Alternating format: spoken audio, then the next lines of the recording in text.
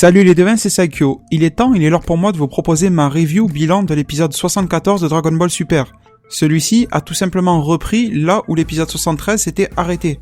À savoir, sur la rencontre entre Jaco, enfin la rencontre c'est pas la première rencontre, mais on va dire la confrontation entre Jaco et le Great Saiyaman, à savoir Gohan, qui bien sûr pour rappel porte sur son dos Kokoa. Alors la première chose qui est confirmée dans cet épisode-là et qui va l'être encore un peu plus tard dans ce même épisode, c'est que l'espèce de canon géant, bon ça porte un nom un peu bizarre, on s'en fout un petit peu, c'est des hors-séries, même si le nom peut être canon par la suite, il n'y a aucun souci pour qu'il le soit. En plus ce que je dis c'est en train de devenir un peu bizarre, parler de canon pour le nom d'un canon, ça devient un peu étrange. Du coup on va se passer de son nom et juste vous dire que vraiment il est en train de faire preuve de sa puissance, à savoir que Jaco en lui-même n'a pas l'air super puissant, il a de très belles capacités, il arrive à voir les mouvements ennemis même si c'est très rapide et tout ça. Mais on savait qu'en termes de puissance il était pas non plus au niveau d'un Super Saiyan, même pas du niveau 1 d'un Super Saiyan, il est loin de là. Mais on voit qu'il est doté d'outils que la patrouille galactique lui a fournis. On connaissait déjà son fameux pistolet, mais on voit que son vaisseau est lui aussi équipé pour lui permettre de venir à bout de très puissants ennemis. Mis à part cela, ce que j'ai bien aimé dans cette scène, c'est à partir du moment où Gohan a révélé son visage, c'est-à-dire qu'il lui a montré qu'il n'était pas Watagash. Et Jaco s'est rendu compte alors qu'il était le fils de Goku. Et une chose un peu drôle qui a été dite, alors ça ne va pas plaire à certaines personnes, moi ça m'a plutôt fait rire, c'est quand Jaco a dit à Gohan qu'il était le fils raté de Goku. Bien sûr, Jaco ne connaît pas le passé de Gohan, il ne sait pas quelles sont ses ambitions dans la vie, et au final, le juger comme ça, c'est un peu trop fort, mais c'était aussi pour renforcer l'humour autour du personnage, et je ne sais pas, peut-être aussi pour nous teaser sur le fait qu'en ce moment, Gohan n'est pas vraiment celui que l'on attend. Aussi, la phase aussi drôle dans ce dialogue-là, entre Gohan et Jaco, c'est quand Gohan et Jaco s'entendent sur le fait que toute cette histoire va rester secrète. Et en gros, l'échange, c'est que Gohan gardera son identité, tandis que Jaco ne révélera pas, on va dire, l'espèce de flirt qu'il a eu avec Kokoa, même si au final Gohan n'est pas parti dans cet état d'esprit-là, on va le voir par la suite de l'épisode. Pour lui, il voulait juste rendre service à quelqu'un, et en même temps, il a accepté de jouer le jeu d'un espèce de chantage. Mais dans l'esprit de Gohan, il n'était pas en plein rendez-vous avec Kokoa pour tromper Videl, rien à voir. Mais c'est comme ça que Jaco l'a interprété, et l'auto-animation s'est un peu jouée de nous, parce que nous aussi, enfin la plupart d'entre nous, ont pu l'interpréter comme cela. Mais moi, depuis l'épisode dernier, je vous le disais, je suis persuadé que non. De toute façon, ça correspond pas au personnage ni au message que la série essaye de véhiculer, justement. Ça ne va pas du tout avec l'esprit Dragon Ball. Et une chose très importante, tout est relatif justement à ces hors-séries-là, c'est que Jaco nous a donné un peu d'histoire vis-à-vis de ce Watagash. Alors rien de très approfondi, rien de très particulier, mais il nous a fait comprendre quelle pouvait être l'étendue de ses pouvoirs et qu'il a même réussi à renverser un peuple à lui tout seul, ce qui est quand même énorme. Et on comprend encore plus alors que ses capacités de possession sont vraiment énormes. Mais ça aussi, je préfère vous en parler par la suite, ça sera un peu mieux de l'illustrer justement avec le cas Barry-Karn. Bon, je vous l'ai déjà dit la semaine dernière, mais je trouve toujours ce personnage de Watagash vraiment pas beau. Je vous affiche une image qui vient le confirmer. Bien sûr, c'est fait exprès pour faire une sorte de parallèle, pour donner un peu deux émotions en même temps. Dans le sens où il est chétif, il ressemble à rien. Et quand il possède quelqu'un, il arrive à décupler ses forces, à décupler ses muscles, c'est-à-dire son apparence physique, et même à le transformer, et à lui donner vraiment de très grands super pouvoirs. Mais quand même, c'est vrai qu'on aurait pu imaginer une espèce d'organisme qui puisse en posséder d'autres, tels que les Watagash, mais avec une forme un peu plus sympathique à l'œil, on va dire. On apprend alors par la suite que Kokoa avait pour objectif, et s'était entendu, en quelque sorte, même si elle n'était pas vraiment d'accord, avec Barry-Karn, ou Barry-Karn. À vrai dire, j'utilise un peu les deux prononciations, je les trouve tout aussi exactes les deux, donc bon, pour bien sûr au niveau de la langue française, je trouve que les deux passent, donc machinalement je dis l'un ou l'autre. Et au final, ce qui intéresse Barry-Karn, c'est alors de piéger Gohan. On a très bien vu qu'il appelle même un espèce de paparazzi en lui disant « Poste-toi à tel endroit, soit devant l'appartement de Kokoa, et tu y verras quelque chose d'intéressant. » Et ce qu'a Kokoa à y gagner, c'est qu'elle pourra voir sa popularité grandir, mais on voit qu'elle n'est pas vraiment coopérative. Elle se dit « Oui, c'est pas mal pour moi, mais en même temps, j'ai pas envie de trahir la confiance de quelqu'un d'autre et d'anéantir sa propre carrière ou même sa propre vie. » C'est un peu le constat et du moins le ressenti que j'ai eu de toute cette scène-là. Sachant que Kokoa a pu avoir l'opportunité de côtoyer Gohan et elle a vu que c'était quelqu'un de très gentil, au cœur très pur, tout comme son père Goku. Et justement, on en arrive directement à cette fameuse scène dans laquelle Kokoa essaie de mettre en œuvre le piège de Barry-Karn en invitant Gohan, soit Great Saiyaman, chez elle pour faire des répétitions. Gohan est tout à fait comme son père et assez naïf. Du coup, vous lui dites viens pour faire des répétitions, il va pas s'imaginer autre chose, il viendra pour faire des répétitions. Je vous avoue que j'ai trouvé la réalisation et les enchaînements de scènes un peu flous, mais moi de ce que j'en ai compris, et n'hésitez pas à venir me dire en commentaire c'est que Cocoa avait prévu et s'était entendu avec Barry-Karn pour piéger vraiment en hauteur au niveau de sa fenêtre d'appartement. D'ailleurs, on voit le paparazzi qui est en face. Et ensuite, elle mène Gohan sur son toit et c'est à ce moment-là qu'elle l'embrasse. Du coup, je me dis que là, ce n'était plus un piège, mais c'était vraiment Cocoa qui s'était attaché, et plus qu'attaché, à Gohan. Mais Barry-Karn, d'après mes interprétations, n'hésitez pas, je vous le répète, à venir me dire ce que vous en pensez, était placé encore plus en hauteur ou peut-être un peu plus loin, ce qui lui donnait un angle encore plus large, et a pu capturer toute cette scène-là, parce qu'il a dit, de ses propres mots, que Cocoa ne l'aura pas avec de simples petites ruses. Donc je pense que l'espèce de paparazzi n'a pas pu avoir sa fameuse photo, mais que c'est seulement Barry-Karn qui a pu l'avoir. Et qu'au final, Cocoa n'avait plus prévu de piéger Gohan. Je pense vraiment qu'au dernier moment, elle a décidé de ne pas le piéger. Et ça, j'ai remarqué, si j'en parle justement, c'est que j'ai remarqué sur les forums, où certains d'entre vous sont venus m'en parler, comme quoi Cocoa était vraiment méchante. Mais, moi, ce que j'en ai compris, c'est qu'à la fin, elle avait changé d'avis, elle avait retrouvé raison, et ce qu'elle a fait sur le toit, c'était vraiment par pur attachement et pour ses vrais sentiments, et non pas par piège. Mais, malheureusement, le fameux Barry-Karn avait son appareil photo et voyait très bien toute la scène. N'hésitez pas à remater cette scène-là et à me dire ce que vous en pensez. Bon, c'est pas important pour la suite de la série, mais bon. C'est vrai que c'était assez flou la manière dont ça a été enchaîné, mais en tout cas, moi je l'ai perçu comme ça. Quand je vous disais que Gohan ne souhaitait pas du tout flirter avec Cocoa, on le voit encore très bien, il devient rouge et prend la fuite. Il n'avait vraiment pas prévu tout ça. C'est-à-dire que donc les dires de Jaco, ce qu'il lui a dit comme quoi il trompait sa femme, c'est complètement faux. Et on en a la preuve dans la scène qui suit avec Barry-Karn qui vient rendre visite directement dans la maison de Gohan et Videl. Il a la chance que ça soit pas Vegeta parce que mortel ou pas, il l'aurait un peu quand même balancé par la fenêtre. Donc il a vraiment de la chance d'être tombé sur Gohan. Et Barry-Karn exhibe directement toutes les photos. Preuve qu'il est lâche et sournois, mais en même temps il n'a pas peur. Il pourrait se dire le Great Saiyaman a une telle force qu'au final il pourrait me désintégrer. Moi en tout cas je pense que si j'avais dû écrire ce scénario d'épisode là, j'aurais fait en sorte que Barry-Karn envoie les photos par la poste ou quelque chose comme ça, mais pas qu'il se présente directement. Ça comporte un peu trop de risques, ou du moins ça prouve que Barry-Karn a un peu trop confiance en le fait que Gohan ne lui fera aucun mal physiquement parlant. Et ceux d'entre vous qui avaient vu ma review de l'épisode 73 la semaine dernière, je m'étais amusé dans le titre à écrire en gros « Videl, c'est pas une tepu ». Et là, cette fois-ci, j'ai envie de vous le confirmer. Elle n'en est vraiment pas une. Je confirme vraiment mes propos. C'est-à-dire qu'elle a eu les photos sous les yeux de Gohan en train d'embrasser une inconnue. Barry-Karn est là tout souriant en train de lui exhiber toutes ces photos. Et mis à part un montage, les photos ne mentent pas. On a eu un espèce de plan fixe, quasi fixe on va dire, sur Videl, le visage sombre et la tête baissée. Et je vous avoue qu'en voyant la longueur de la scène, je commençais à comprendre que Videl allait réagir justement comme elle l'a fait dans l'épisode, c'est-à-dire s'en prendre à Barry-Karn. Et je trouve qu'elle a vraiment eu une magnifique réaction, à savoir qu'elle a complètement fait confiance à son mari, qu'elle connaît depuis de nombreuses années maintenant, avec qui elle a une fille. Et elle connaît toute sa famille, elle sait que ce genre d'histoire de problème, ça ne fait pas partie de leur famille. Elle sait très bien que Gohan n'est pas une copie de Goku, mais, comme je vous disais tout à l'heure, il a tout autant le cœur pur. Si on leur faisait passer à chacun le test du nuage magique, ils pourraient tous monter dessus. Gohan, Goku, Goten, même Pan et tout ça, il n'y en a aucun qui passerait à travers. Et Videl est tout à fait consciente de ça, et que si Gohan s'était retrouvé dans cette situation-là, c'est bien pour une raison. Alors vous allez me dire que cette femme est bien compréhensive pour en arriver à cette conclusion-là. Mais elle est pas bête non plus et connaît les antécédents de son mari. Et je trouve que la réaction qu'ils lui ont donnée est vraiment magnifique et que le développement qu'ils ont donné au personnage de Videl, qui en manque encore plus dans Dragon Ball Super qu'elle n'a manqué de développement dans DBZ, enfin l'animé DBZ, vous m'avez compris, je trouve que c'était vraiment parfait de lui attribuer cette réaction-là. Et encore mieux, je vous dirais, c'est qu'elle n'a pas eu cette réaction-là juste pour faire bien devant Barry-Karn. C'est pas comme si Barry-Karn avait passé le pas de la porte et que Videl s'était mise à crier sur Gohan ensuite.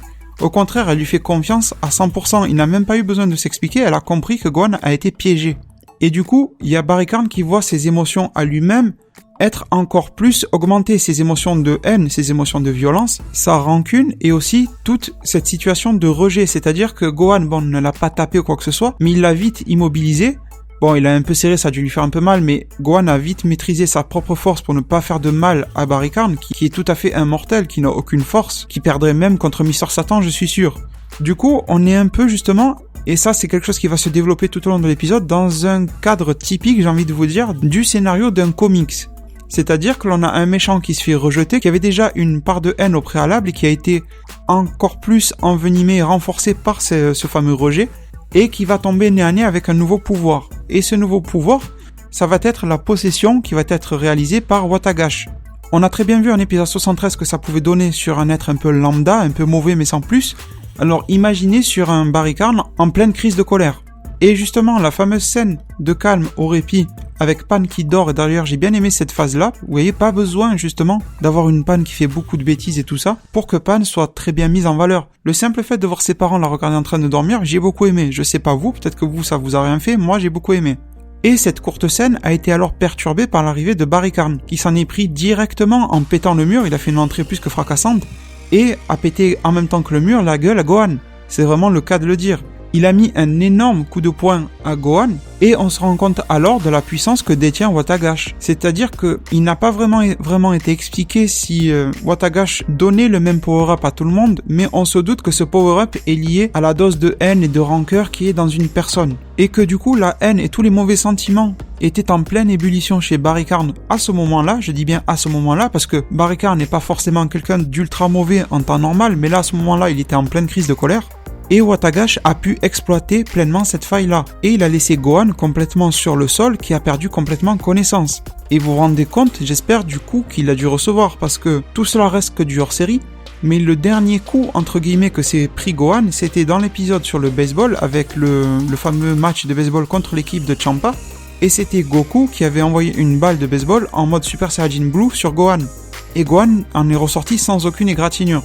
D'accord, la balle, il se l'est pas vraiment prise en pleine tête, contrairement au coup de Barry Karn, mais pour vous dire que la balle Super Saiyajin Blue de Goku, ça lui a rien fait, et un coup de Barry Karn, il est tombé dans les pommes pendant plusieurs minutes. Alors bien sûr, n'allez pas croire que je suis en train de vous dire que Barry Karn est plus fort que Goku Super Saiyajin Blue, ça n'a rien à voir. Je pense vraiment que c'est lié à une sorte d'incohérence que la Toei Animation a fait dans ses hors-séries, mais c'était juste quand même un élément pour faire comprendre que le coup de Barry Karn était très très bien chargé pour mettre Gohan à ce point en mauvais état. Barry Karn s'est alors débrouillé, et il n'y avait pas trop de problème une fois que Gohan était mis au KO, complètement au tapis. Il s'est débrouillé alors pour capturer Pan et l'enlever. D'ailleurs, cette scène a été visiblement très courte. Vous allez peut-être me dire que c'était pas plus mal, mais j'aurais pensé que c'était un bon moment pour la mettre un tout petit peu en avant, à savoir qu'elle aurait pu faire passer quelques mauvais moments à Barry Karn. Ça m'aurait pas étonné de voir Pan mettre un coup de poing à Barry Karn ou quelque chose comme ça, mais ça n'a pas été le cas. Ou par exemple qu'elle soit un peu trop rapide pour qu'il puisse mettre la main dessus. En tout cas, tout ce genre de scène a été éclipsé et on a directement la rencontre entre Gohan en mode Great Saiyaman face à Barry Karn. D'ailleurs, si vous avez bien observé l'angle, dans le sens où Gohan, avec sa cape et tout ça, est supérieur au niveau de la réalisation, est supérieur à Barry Karn, m'a beaucoup fait penser à des comics, et je vous en parlais tout à l'heure justement de l'aspect comics de cet épisode-là, tel que Batman contre Superman. Ça fait vraiment beaucoup penser à ce genre de situation. Le Superman qui arrive en hauteur de son ennemi, et pas que Batman bien sûr, et qui le regarde un peu de haut et avec aussi un élan de colère, on va dire. C'est vraiment le cas typique du super-héros contre le super méchant. Et c'est à ce moment-là qu'il semble que Watagash est encore plus puisé dans les mauvais sentiments de Barry Karn et le fait évoluer ou transformer en un monstre qui reste encore un peu humanoïde avec beaucoup de fourrure.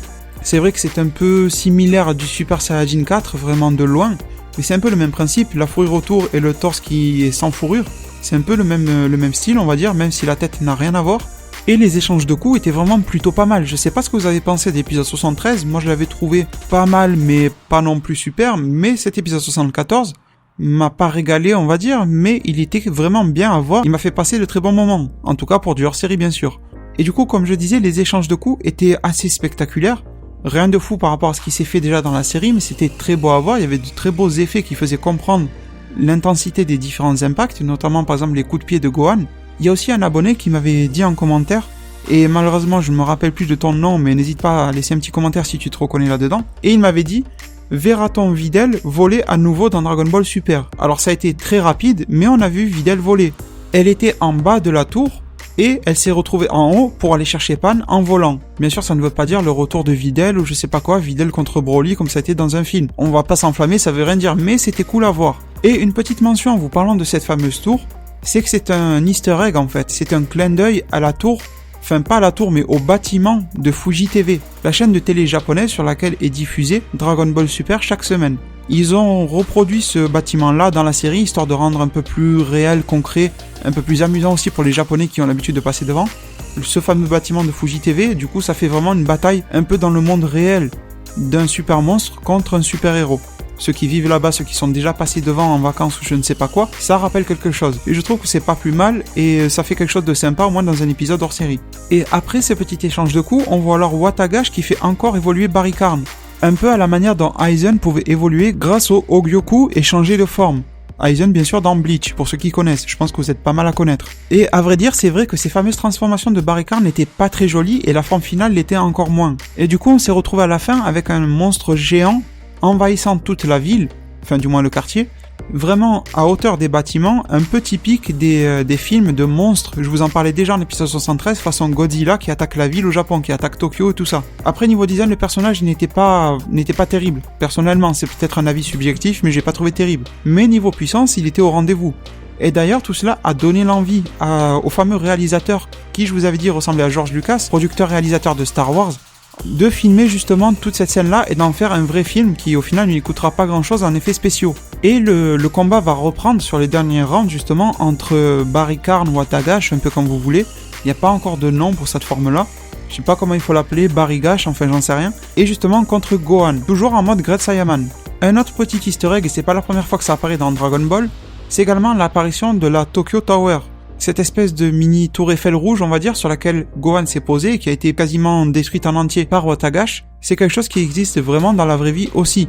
Et mis à part ça, on a encore eu un plan très intéressant sur Videl qui fait comprendre l'importance de ce combat entre Gohan et Watagash. Justement, ce Gohan était, on va dire, de plus en plus stérile, voire même Watagash prenait le dessus, pour vous dire à quel point Watagash était fort. Bien sûr, je pourrais faire une comparaison assez facile avec un combat similaire, celui de Gohan, quasiment Great Saiyaman parce qu'il n'avait pas son casque, contre la partie inférieure de Hildegarn. Je pense que vous vous rappelez tous de ce film-là, c'est le film dans lequel Tapion apparaît. Et bien sûr que Gohan avait beaucoup plus de classe à ce moment-là. Je suis sûr que certains d'entre vous ont fait le parallèle entre Gohan contre Hildegarn et ce combat-là avec Watagash. C'est similaire, l'espèce de monstre géant, Gohan qui se bat contre lui, qui est obligé de trouver une faille par-ci par-là, c'est un peu le même délire, j'ai envie de dire. Alors c'est vrai que le combat était beaucoup plus court, mais beaucoup plus classe dans le film, mais il y a plus d'émotions qui ont été retransmises dans cet épisode 74 par rapport au film. Et justement, c'est cette scène qui a permis de retransmettre Videl et Pan quand elles ont fait leur cri en demandant à Gohan de revenir en force.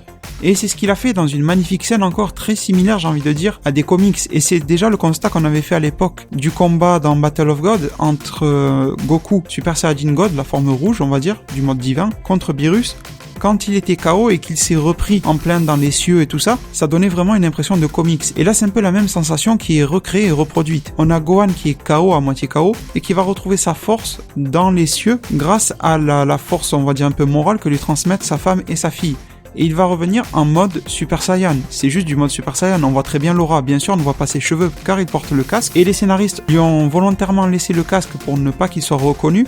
C'est vrai qu'on pourrait se dire que dans un combat aussi intense, son casque aurait dû péter, mais bon. Et le réalisateur alors a la super idée de l'appeler Super Great Saiyaman. À vrai dire, il n'y avait pas besoin d'être devin pour le coup pour s'en douter. Je pense que ça permettra aussi de faire quelques produits dérivés de plus. Et j'ai beaucoup aimé cette scène-là, et je pense que peu d'entre vous l'ont détesté, forcément. Mis à part le monstre en face de lui, Watagash, qui est pas très joli, les scènes propres à Gohan étaient très belles. La manière dont il se tenait face à son ennemi, un peu de haut et tout ça, c'était vraiment joli. La manière dont il a fait son Kamehameha, c'était aussi très joli. Après, moi je vous avoue que ça m'a pas trop plu, même si c'était bien placé, on va dire, le fait qu'il ait appelé son attaque Great Saiyaman Beam. C'est vrai que ça collait à la situation, mais le Kamehameha, pour moi, ça doit rester le Kamehameha. Alors bien sûr, c'est dans un souci de rester dans l'anonymat et tout ça. Mais Gohan s'est quand même fait mettre KO à 2 reprises dans ce combat-là. Et au bout d'un moment, on aurait pu se dire qu'il lâcherait un peu prise sur tout cet aspect-là, garder l'anonymat. Au bout d'un moment, il s'en fout un peu. Le but, c'était vraiment d'en venir à bout de ce fameux Barry-Karn Watagash. Mais bon, là, c'est vraiment du détail. J'aurais préféré qu'il dise Kamehameha. En même temps, il était dans le ciel, donc personne ne l'aurait entendu. Mis à part peut-être la perche ou les capteurs de son du réalisateur, mais à part ça, il n'y aurait pas grand monde qui l'aurait entendu. C'est un peu comme s'il y avait vraiment une énorme menace en face de Gohan et que Gohan pense encore à faire un bon film. Vous voyez que c'est un peu bizarre, mais bon. On va dire que ça arrange la situation et on va pas s'en plaindre non plus. Par contre, du coup, en Super Saiyajin 1, Gohan, on voit qu'il maîtrise et qu'il domine totalement son adversaire. À savoir que là, Watagash n'avait vraiment plus d'opportunité d'évolution. On peut supposer que c'est lié au niveau de haine que possédait Barry-Karn et que du coup Watagash n'a pas pu aller plus loin. Et du coup, il a rassemblé toutes ses forces dans un espèce de rayon, une vague de ki rouge.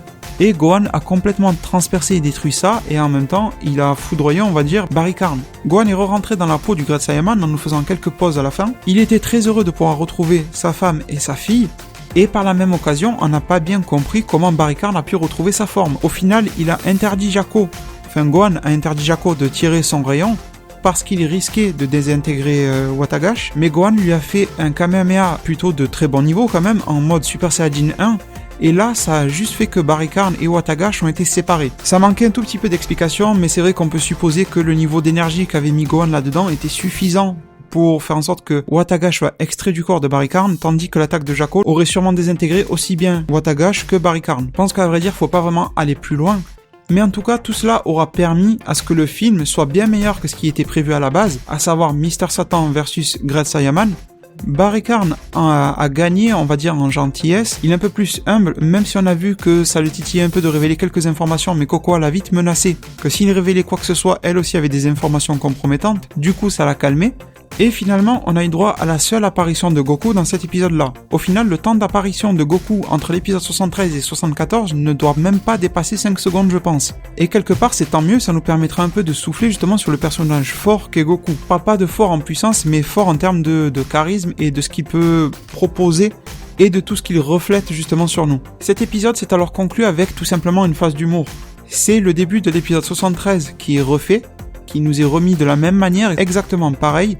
La même ou quasi la même discussion se passe entre Jaco et le vendeur de ramen dans l'espace, et Jaco n'a pas appris de ses erreurs, il refait la même chose et ne va pas livrer Watagash aux autorités compétentes. Du coup, celui-ci va encore s'échapper et on comprend que la même histoire va se refaire. Vraiment, il ne faut pas penser à ce niveau-là qu'on va avoir une nouvelle intrigue tout autour de Watagash.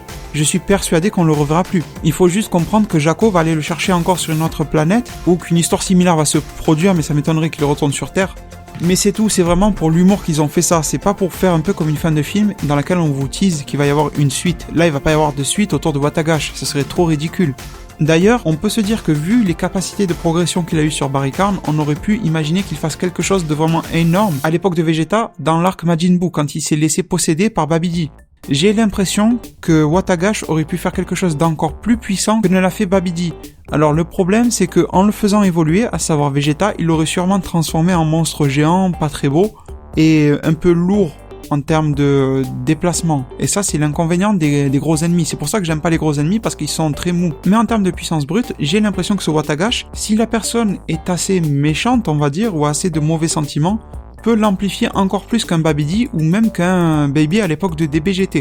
Laissez-moi savoir votre avis là-dessus, sûrement que vous aurez quelques arguments pour aller dans ce sens ou pour aller contre, je suis curieux de savoir tout ça, mais en tout cas, c'est l'impression que m'a donné ce fameux Watagash. Les devins, cette review va toucher à sa fin et je vais éviter volontairement de vous parler de l'épisode 75. Bon, déjà, je l'ai déjà fait par le biais d'une vidéo PLT, elle est sur la chaîne, n'hésitez pas à aller voir, où je vous parle du résumé synopsis qui a été donné, complet, vis-à-vis de l'épisode 75. Du coup, vous y aurez encore plus d'informations que ce que vous avez vu dans la preview. Je suis quasi certain d'en parler dans une vidéo séparée sur la chaîne cette semaine. Pense pas que ça prendra la forme d'une review du futur. Pour une simple et bonne raison, c'est qu'on a énormément d'informations sur l'épisode qui ont été filtrées, à la fois par les résumés synopsis et à la fois par cette preview.